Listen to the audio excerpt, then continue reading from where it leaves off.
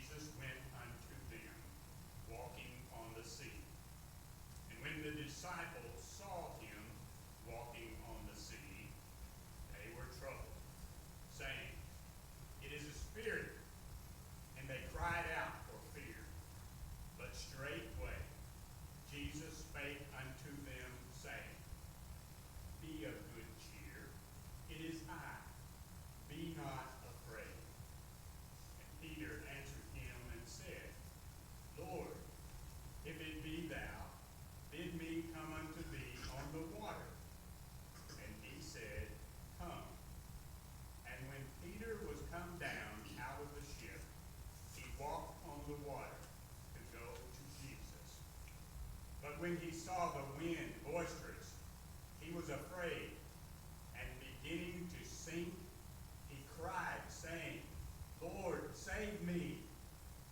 And immediately Jesus stretched forth his hand and caught him, and said unto him, O thou of little faith, wherefore didst thou doubt? And when they were come into the ship, the wind ceased. All right. We know the story, don't we? We know the story. And as I think about Peter, we have not forgiven him of his failure of faith, right? We kind of pick on Peter. He's a little impetuous.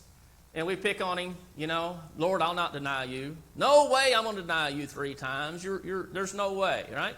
Doubting Thomas. Have we forgiven Doubting Thomas? Doubting Thomas.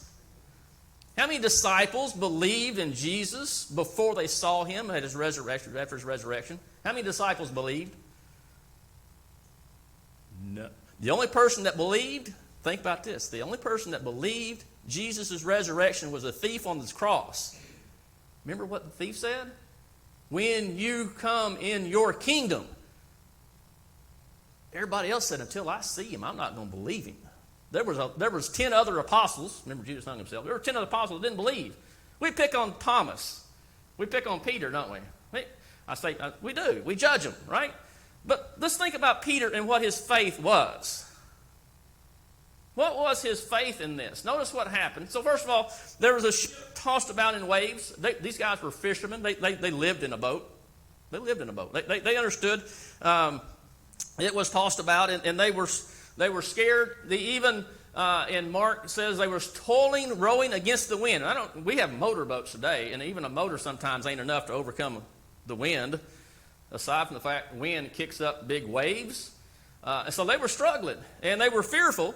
And they saw Jesus, and they're like, oh, you know. But they were fishermen. They lived on the water. They knew the wind. And they had a fear, and Peter had a fear, and it caught up with him. So Jesus spoke to them. First of all, they saw him, and the scripture says, like, I have a New American Standard I'm trying to learn to use. I'm trying to get away from, I have a backup Bible that is the Bible I've used since I was a teenager. It's King James Version. I can't let go of it because I know where the pages are. Okay? I've used that exact Bible, so I'm trying to use the New American Standard. New American Standard says they thought he was a ghost. They were scared. Now, no doubt they were struggling because they weren't getting back to shore. There was fear involved in that. But Jesus says, don't be afraid. Don't be afraid. Don't be afraid of me. And I think, too, don't be afraid of the waves, because I think they had a fear of the waves. Peter had a fear of the waves, right? And they had experience with Jesus. As we read and study about the apostles' interaction with Jesus through the Gospels, I mean, Jesus was performing all these miracles. Who is this that even the winds and waves obey him? They've seen all these works of Jesus. Yet they had a fear and they had a faith. And so Peter had a great faith. First he says, Jesus, bid me come, and I can walk on water, right? Peter said, verse 28, if this is you, command me to come to you on the water. Wow. Peter wanted to walk on the water with Jesus. I mean, I'm kind of into an adventure, but I don't like to risk my life. And the waves were obviously high. Peter had faith in Jesus. You're out there on the water. Hey, I want to come out there with you. Let me join you.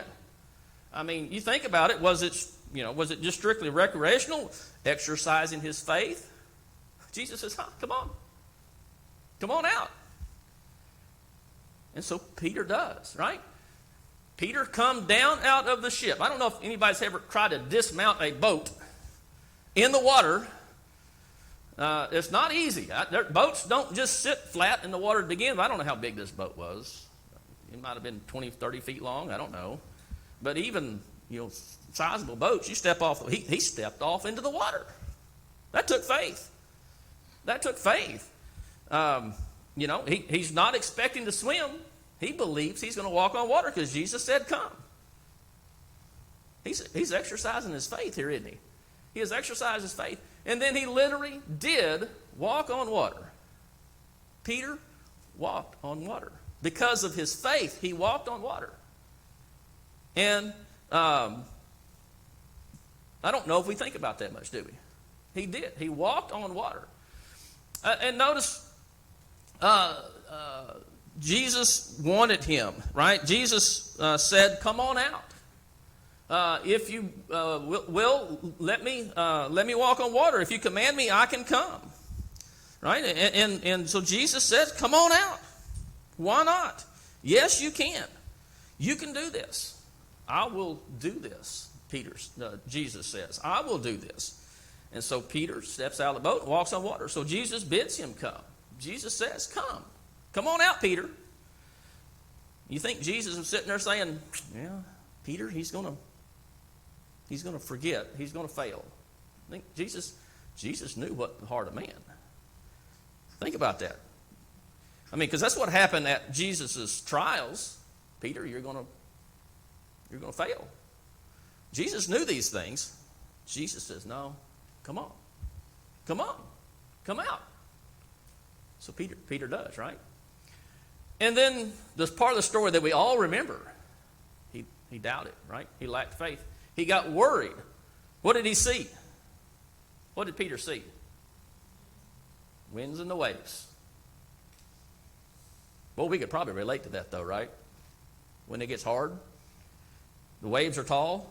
Jesus is standing right there, but he begins to sink, doesn't he? And he becomes fearful. He sees those, and he becomes fearful. Notice, though, even in his doubting, in his fear, where does he turn?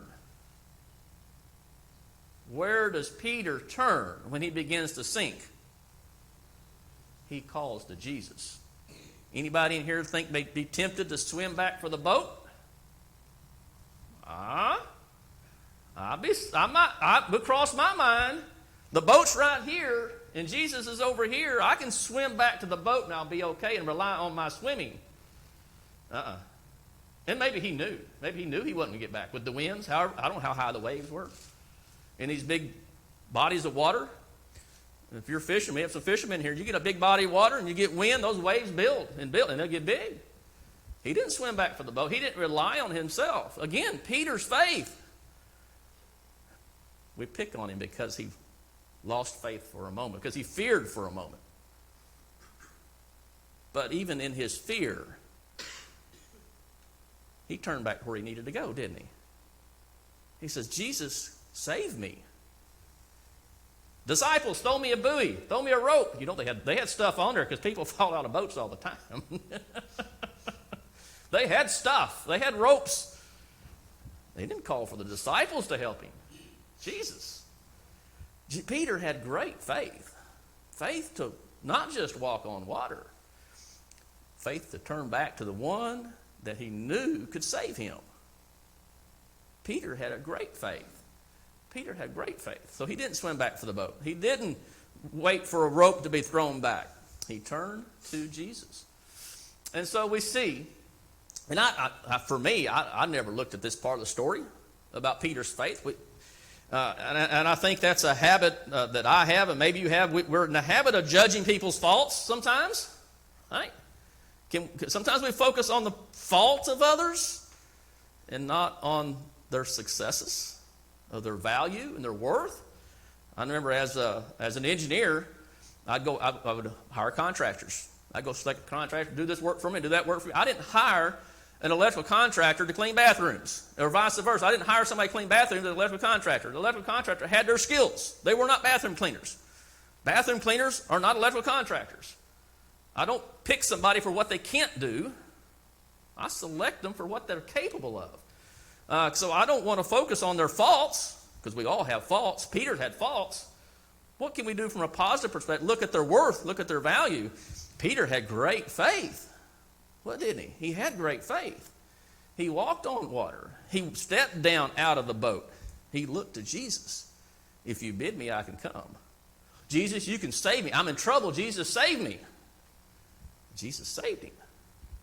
And so a lesson of faith, and that's what I want to talk about this week, some of our foundations of faith. How can we have the faith of Peter? You know, sometimes I wish I just had his faith in all his failings. Just have his faith. Because he showed great faith here, didn't he? And so he did walk on water. He had that. So what prevents our faith? And it comes down to fear versus faith, right? Do we fear or are we faithful? Do we fear what might happen? Do we fear failure? Well, you know, if we drive down here tomorrow, we're going to drive down I-49, and I know deer like to feed in the median on I-49. What that means is they cross over I-49 all the time. I remember when they opened the interstate up just north of the tunnel, there were lots of deer incidents there because deer just cross roads. It's a risk. Am I afraid if I go, I might hit a deer, which we did go into see family year before last Thanksgiving. Sucker was standing smack dab in the middle of I-55, just looking at us. Boom! There went the car. That was it. Airbags go off in the car nowadays. They're done, totaled. This didn't have enough value. About $6,000 or $8,000 just to replace the airbag system. There's always a risk, right? Why do we? Sometimes we do fear failure. We fear mistakes. Well, if I do something, if I try this, if I take a Bible class at night, I might make a mistake. Or if I lead singing this morning, I might start the song off wrong. Or I might forget and sing the fourth verse twice. Or that third verse of a 5-verse song, you get into the middle of it, I might forget where I'm at, because I've done that. You know, you start them too high, start them too fast, start them too low. You can fear all these mistakes. Is that justified? I mean, it's real. Anybody in here like to swim in the ocean? Anybody who's afraid of sharks? We watched Jaws too many times. How many people die of shark attacks? We watched Jaws. We're scared of salt water because of Jaws. I remember we went to Clearwater Beach as a kid. Mom took us out there, big vacation, Clearwater Beach, Florida. Mom was like, oh, don't go in that water. I'm like, we went to the beach. And I'm a little kid. I'm 8, 9, 10. Don't go in the beach. Don't go in the water on the beach. I'm like, we went to the beach. What are we supposed to do? There's water. We're redneck kids. We're used to playing in ponds and stuff. There's water. We're going to go in the water and swim. Well, there's all these stingrays and jellyfish and these little creatures, urchins and stuff in the water. They're going to stick your feet. And then she had us terrified. Something's going to happen. Well, okay, so something could happen. What's the probability? Do I live my life on those probabilities? I've hit more deer than I've been stung by jellyfish in my life. I've hit more deer than I've been attacked by sharks. I've hit more deer than I have been attacked by a bear, a cougar, a black bear or brown bear for that matter. I haven't died yet. I haven't even seen those things in the wild. You think you fear them? I know most of you probably know I love to solo backpack, okay?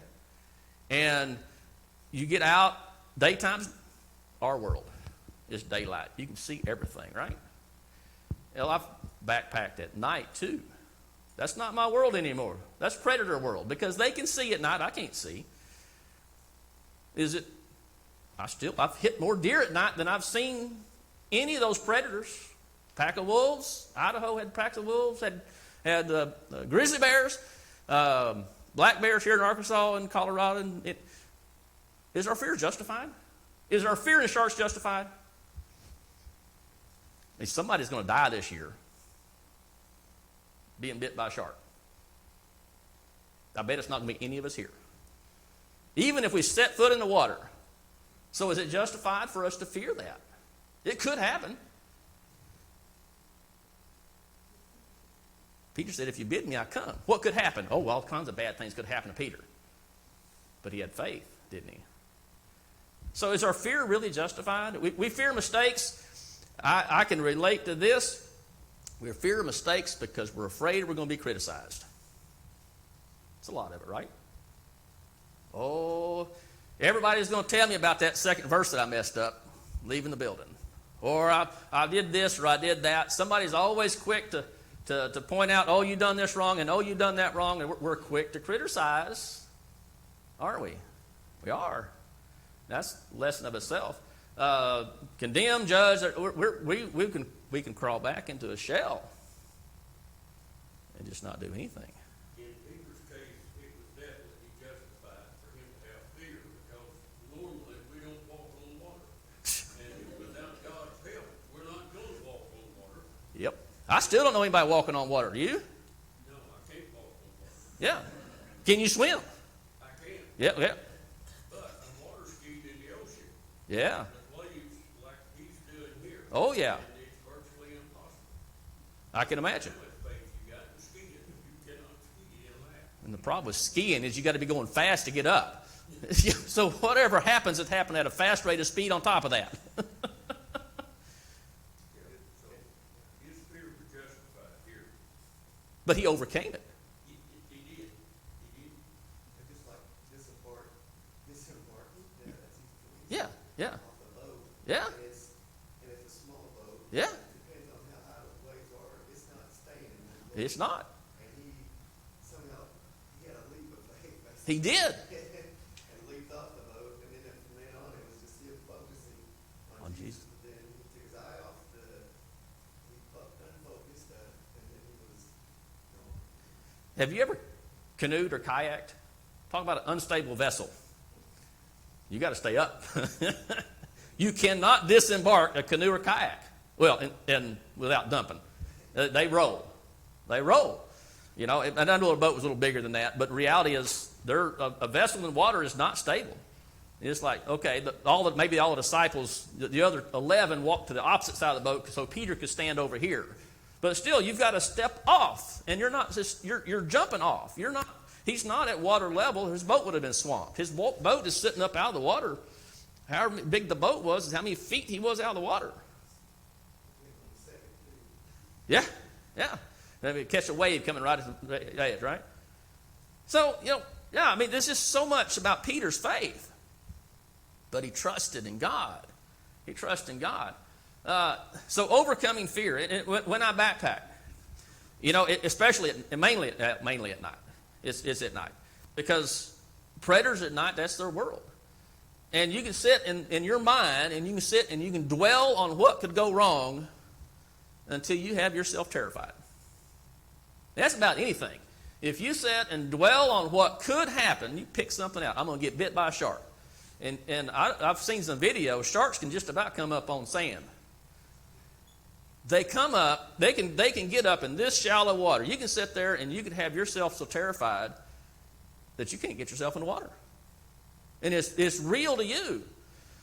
And it's about there's a mental strength there.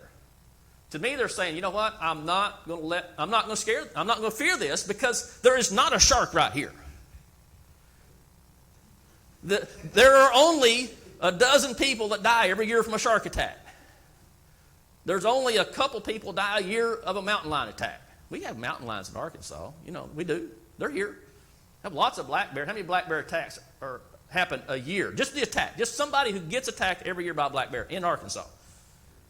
3? A couple. Is it going to be you? Well, you may not be out in the woods. But they come in town. If you live in Waldron and Neenah, I'm always hearing there was lots of bear interaction. Okay, so it happens, but is it really something we should fear? I say it's not. I say fear is something we can control. And it may be like controlling our hungers, pains. I carry a little extra weight because I like to eat. I like the taste of food. I'm not hungry. I like the taste of food. But it's about a mental strength, right? But it's having faith in God, and that faith in God comes back, do we know who God is? Do we know what God does? What's God capable of? How does God interact with those who are His? How does God interact with His children? How does He perceive us? What does He do? In Peter's case, Jesus says, come on out. In Peter's case, Jesus says, I got you, Peter. You're all right. It's okay. And so that's what I want to talk about this week. Because we live in a society, and reality is we are shielded from disaster. We have insurance. I'm sorry, but if a tornado comes through, demolishes my house, you know what? Next week, weeks later, a year later, however long it takes to build a house, my insurance is going to come and replace that house. Not even think about it. If I hit that deer, I was only carrying liability insurance, so I didn't get anything for that car. But insurance, if you have full coverage insurance, we are shielded from those disasters. Our society, we have insurance. We don't fear losses. Now, you go back 50, 100 years, especially around here, farmers prayed for rain. They were concerned in Arkansas about rain in summer. You know why? Because that's what they ate all winter. We don't have that. My grandma told me as a kid, I asked her, I don't know why I would ask this question. I did. I was like, what was your biggest challenge raising children? What was your biggest concern? That her kids lived to adulthood. That was her fear. It wasn't food. Now, they didn't have food. They bought beans by the 50-pound bag, and they bought lard by the however-pound tub that was, and that's how they ate. They had beans every day of the week, and they had ham bone in it for Sunday dinner. That was the way they ate. They was poor. Her concern was that her kids lived to adulthood. That was what she feared. Anybody fear that today? We don't. We have hospital systems. We can go and they can cure just about everything. I mean, it happens. But if you've ever done any genealogy research of your family, people lost children. 5-year-old, 10-year-old, 15-year-old. Can you imagine as a parent trying to care for your child and you can't do anything to fix it? Now, if you're a believer, you turn to God. We don't think about that today. Today, we turn to the hospital. We turn to the doctor because we know they can fix it. In our minds, sometimes we don't have that faith to turn to Jesus, right? Or do we? And that's what I want to encourage us. We don't recognize, I don't believe, and at least I can speak, I'll speak for myself. I had not recognized how much we rely on what we have for our security. So if I hit a deer, I got insurance. If a tornado comes through, I've got insurance. If I lose a job, I've got insurance. If I lose a job, I've got a savings account. I got a bank I can go to. They even give you loans. You pay that back in the future. Apparently, you can get credit cards, and we're not going to hurt. We're not going to hurt. And so all those are there. So one of the things I want us to consider and think about is the fear of failure can paralyze us that we don't act. How many people were sitting in that boat and not walking on water? 11 didn't even, we don't know why. There were 11 sitting back, and they're probably thinking, oh, there goes Peter again. Watch this, guys. See what happens to what were they thinking? There's no telling. We don't know. We're not told. But they didn't get out of the boat. They didn't have the faith or desire or, this was not a test of salvation. But Peter got out of the boat. And 11 other disciples sat back and, I don't know, I can make up stuff. There went Peter. Look at him. Here he goes again. He does this all the time. Won't he ever learn? Can you imagine somebody saying that? I can hear it. I can hear myself saying that, at least at one point in my life. Well, he not ever learned the impetuous Peter, because he was impetuous, but he got out of the boat. He exercised his faith. And so really, consider failure is not trying, right? Not trying and not learning. Exercising in life, experience in life, we learn things. And we need that. James says exercising your faith develops patience. Exercise. We think of physical exercise, pumping iron or resistance training or running and those kind of things. Spiritually speaking, our faith is exercised when we attempt. And so, in my mind, don't be afraid to try something. I'm standing here preaching today because I decided at a point in life that I want to try to preach. Have I failed? Have I made mistakes? Well, you better believe it. And I'm a completely different person today than I was when I left Fort Smith 6 years ago. Just 6 short years. 6 short years. Then I think short, long, I don't know. I'm a different person. And I know for me, so I can't judge what you do and what you try. I can't judge your faith. I want to encourage you to expand your faith, explore your faith, understand your faith. What is your foundation of your faith? And we're going to talk about that this morning. And having that proper foundation, we can get out of the boat. We can try things, and we might fail. But you know what? What's worse? Trying and failing or not trying at all? I submit to you, in God's kingdom, not trying at all is the lesser. So He wants us to try. He said, Peter, come on. Give it a go, Peter. It's okay. I've got you. And that's faith in God. That, yes, I might fail, but along the way, I can achieve what He wants me to do. I can work and be a laborer in the kingdom in some way. It might be reading Scripture. It might be leading prayer. It might be doing Bible classes. It might be doing a 5 or 2 minute devotional on Wednesday night. Whatever it is. And specifically, we need not be hypercritical of someone trying, because that invokes fear and intimidation and even phobia from people standing in front saying, oh, they're going to pick me apart. Sometimes we can. But let's not, right? Let's allow their faith to develop and grow and support them and encourage them along the way. So failure is not trying and making a mistake. That's not failure. Now, if we don't learn, discover a different outcome. Maybe we try something and realize, well, I was on the right path, but I need to detour a little bit. That's not the right way of handling that, maybe, or whatever it is. We learn along the way, and we'll do things different in the future. But if we never tried, we may not ever learn, right? So try. And we've always heard this at work: the ones not making mistakes are the ones not working, right? If you're doing something, you're going to make a mistake. We're human. We are still human. God knew from the time Adam and Eve sinned what's going to happen. We're going to fail. We're going to stumble. We're going to make mistakes. God says, you know what? That's okay. I got you. Peter, I got you. It's okay. It's okay.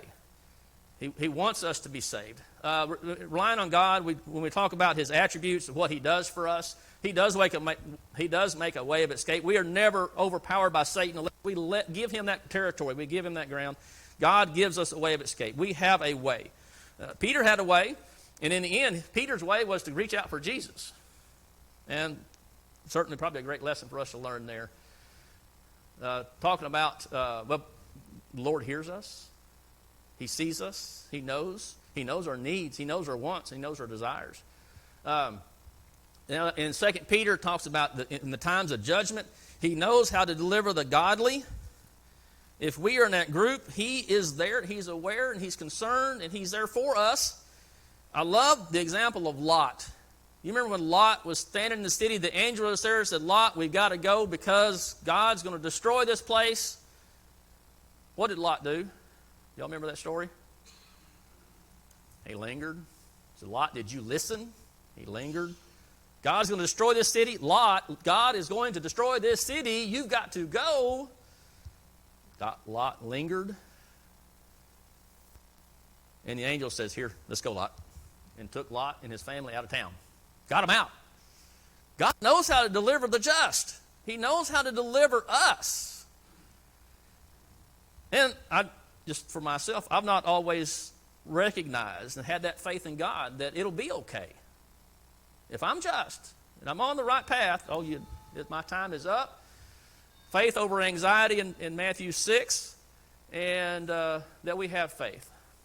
We talked about the thief on the cross, and we will dispose of this. Jesus saves.